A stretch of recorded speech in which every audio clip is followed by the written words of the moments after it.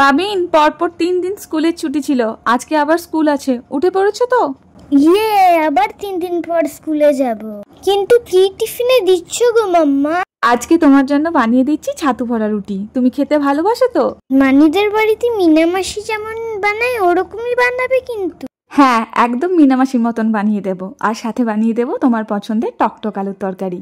মাম্মা, তুমি ছাতুর মধ্যে সব মশলাগুলো দিতে ভুলে যাওনি তো? দিয়েছো তো?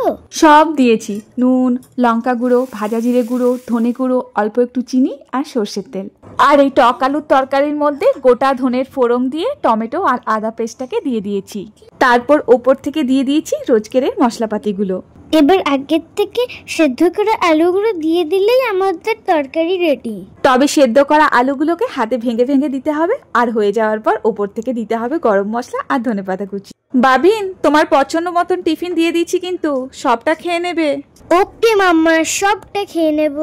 এই তো বাবিন সোনা কত বড় হয়ে গেছে।